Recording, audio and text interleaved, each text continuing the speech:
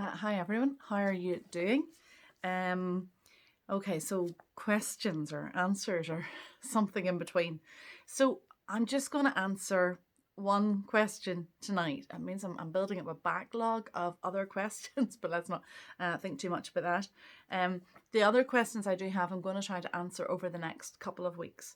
So if you have any questions based on what I say here, or just have been going over in your head and you still want to send me a question, please do. And I will try to answer it over the next 2 weeks. I do have about 5 or 6 questions I still have to answer on sort of topics that are broadly to do with what we've done the last couple of weeks. One question I was asked for tonight, and I think I'm actually going to try and do a sermon on this. And the question was, how can I be sure that I am going to go to heaven? How can I be sure that I really am a Christian? So that whole area of assurance. So I think I'll try and look at this actually as a sermon topic by itself. So that'll come up in the future. Okay, so for tonight's question, I've already done 1 minute 13 seconds. This is not looking good, right? So tonight's question, I think has 5 parts to it. But this is all the one question. And so it opened up with questioning a sense of fairness. You know, we carry this sense of fairness around with us. And we look sometimes at the choices or the things in Christianity and we're kind of like, is this fair? So how does a loving, fair, just God condemn a good, God-fearing or Allah-fearing Muslim in the same way that he would condemn a horrible murderer? How do we say, unless you're a Christian, you're going to hell? Are Christians sitting in judgment on everyone else because they are the one true way? I hope I've understood that bit of the question correctly. And when Jesus said, no one comes to the Father but by me, could he have meant simply following his example, his attitude, doing as he did? Okay. So I'm going to do the last bit first. Following his example, could it have been just that? Could that have been what Jesus meant? Jesus was a good guy. He lived in a good way. Were we just meant to, do what he did? That was the way he meant. Live the way I live and everything will work out. The very short answer to that is no, he didn't mean following the example. And I think this is one of the areas where he just doesn't give us a choice. He clearly states he is God, not just another wise man, not just another good example. And obviously we have all that great teaching in the Gospels from Jesus, and a lot of the stuff we're getting in the letters is teaching that Jesus would have been doing all the time with the disciples. But even so, it's not just about him being a good example. And I suppose the big question is, if it was just about him being a good example, why then did he go to the cross? What was the point of that? There would have been no need if it was enough just to live in his footsteps, if you like, if that was enough to get us to heaven. But the reason Jesus went to the cross to die was that we all have this problem in our lives. We all have this sin that separates us from God. A good example was never going to be enough. Good advice was never going to be able to save us. Somebody shouting encouraging words from the sidelines isn't going to save anybody. And with the sin problem that we have, we weren't going to be able to heed the good advice that we might be given. If somebody gave us a reasonably strict diet plan and said, you just have to live according to this diet plan for the rest of your life and you will go to heaven, we probably wouldn't be able to make it. I wouldn't be able to make it. Something would happen at some point and I would fall off the wagon and that would be an end of it. Jesus wasn't an example. Jesus was a saviour. He didn't give advice, though he did give us a lot of wise teaching. He didn't give us advice. He gave his life. That was the whole point of him coming to earth and living among us. And it's one of the incredibly unique things about Christianity. that it's, I think, the only religion where the God of that religion came and began to live among us as a human. I'll mention it later. It's one of the really big problems that Islam or Muslims have with Christianity. They think it's appalling that we think like this about God. Our God is the only one who gets up that close and personal, not just with us, but with the whole experience of being human. So to continue to reverse back through the questions, are Christians judging and looking down on others because Christians are the way? I hope that's the meaning of that question. A truly saved person, a Christian, should know a lot more about humility than they do about judging or arrogance, but how Christians mess up too. And sometimes if you feel that you're doing something right or you're getting something right, so maybe you're confident in your faith or whatever, or maybe like me, you're out and about and you're wearing a mask and you feel really, really smug and really self-righteous when you're wearing a mask, this weird thing comes over me.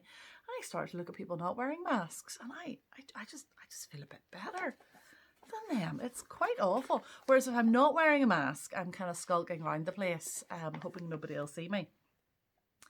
A Christian should not be judgy or arrogant or prideful, for a Christian knows they're a sinner. They knows there's nothing in them. There's nothing in me. There's nothing in you that would attract God or make him want to save us.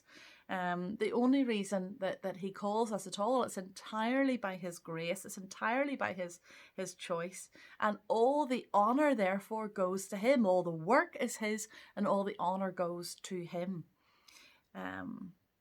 But Christians do say and do silly things.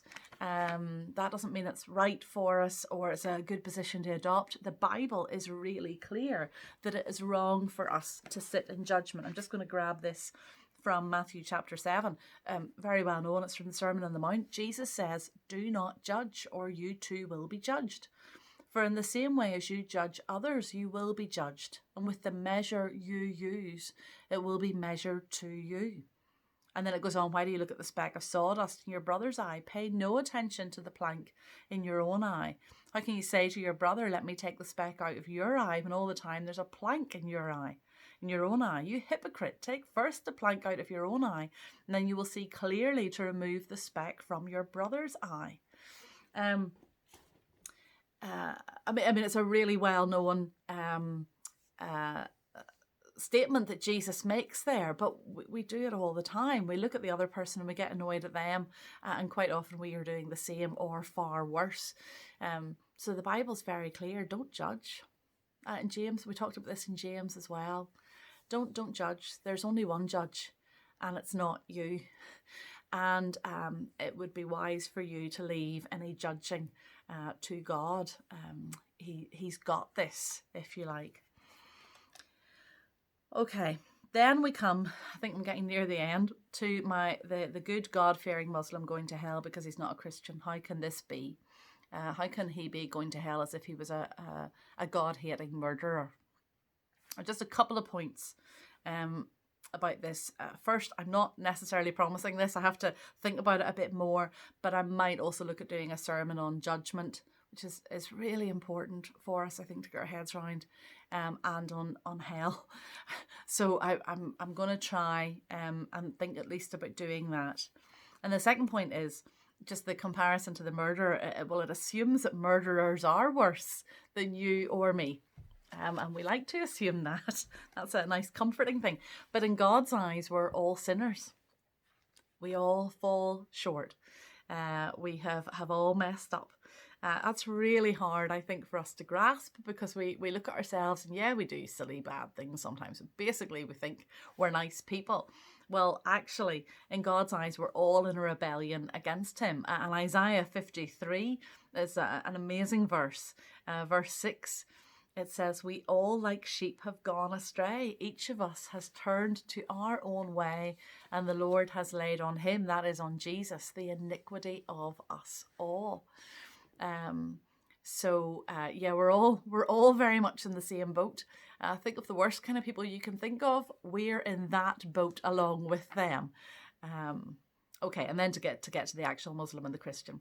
The funny thing is that a committed Muslim and a committed Christian could probably find quite a lot of common ground in that they would both think that their faith and what you believe is absolutely vitally important. And they would both be wanting to convert the other person to their own religion. So actually, a committed Christian and a committed Muslim could maybe have quite a respectful, quite good conversation. I think I said earlier, Muslims are horrified. We believe that God became man and dwelt among us. They find this really blasphemous. And we find it very, very difficult that they just regard Jesus as just another prophet. So there's definitely a lot to talk about between a committed Muslim and a committed Christian. But I get the question. And again, this is sort of answered in one of the Narnia books. But I'm going to read Genesis chapter 18, verses 22-26. So just give me 1 second till I find this. All those years of sword drill are not really standing to me.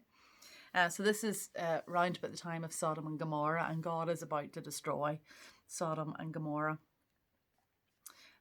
So the men turned away and went towards Sodom, but Abraham remained standing before the Lord. Then Abraham approached him and said, "Will you sweep away the righteous with the wicked? What if there are 50 righteous people in the city? Will you really sweep it away and not spare the place for the sake of the 50 righteous people in it? Far be it from you to do such a thing, to kill the righteous with the wicked, treating the righteous and the wicked alike. Far be it from you. Will not the judge of all the earth do right?"